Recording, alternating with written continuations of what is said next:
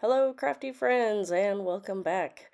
I am backtracking to complete a Follow a Sketch February sketch that you just saw there. And I had this ready to go back in February, and honestly, I just never got around to making the layout. So I did finally get it done, and so here's what I'm sharing. This is a paper pack that I got from Elizabeth Craft Designs, and I think it came out last summer. It was kind of like a summery mixture of papers. So that's where the yellow came from, and this red. And the red was like that half red and half kind of like a form paper. So I just decided to use the solid red. And then the rest of the papers, this blue is from a 6x6 paper pad. I believe it's Echo Park, and I've had it a couple years. So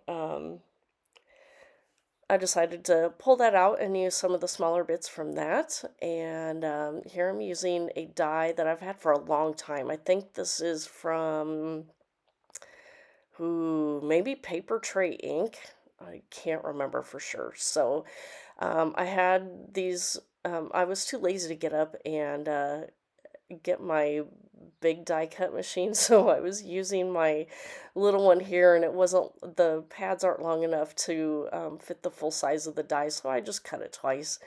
Lazy scrapbooking at its finest. And so it worked out. I just matched up the two ends and made that scallop border there on the side of the picture to the left. And so here I am. You can see I have pulled out a bunch of things from my color drawers that when I get to a point where I'm done or used most of a collection, I will cut up the sticker sheets or the foam stickers or whatever it is, and whatever the predominant color is on that item, that I stick it in these little I don't know if they're Tupperware. I don't think they're not Tupperware, but some kind of plastic drawer that I get from either like an organization store or maybe Walmart is where I got these.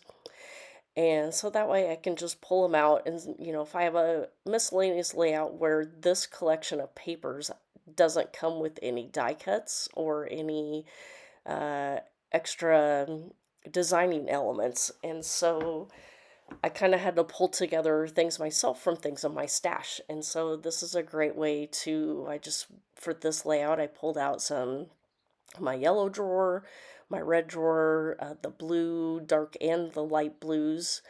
I might have even pulled out some white items as well. And so that's basically how I built all of my clusters, is just all miscellaneous things from a lot of different collections. And so I actually love how it came together, that some of these things I've had in my collection for my stash for quite some time, and I'm always glad to get some things used up and on a layout.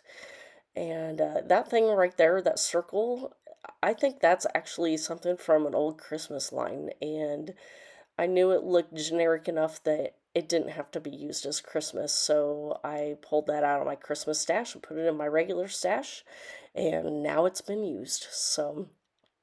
And so that's a stick pin from, I think that one was My Mind's Eye, and then that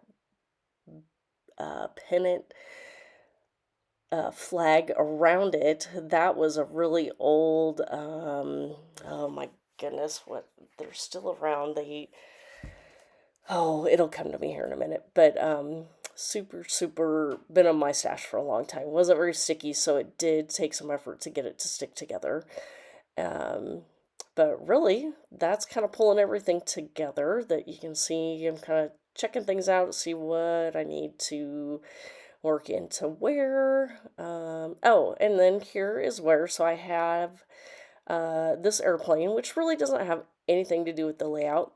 That it was really just a cute picture of my grandson in these sunglasses. and I decided to finally bite the bullet and do some hand stitching on a layout. And so I punched the holes, and I did not film myself doing any of the stitching, but I did show you that I used the white embroidery thread and my finished work. And so that pretty much does it. So if you have any questions for me, let me know. Otherwise, thanks for stopping by, and we'll see you next time. Bye.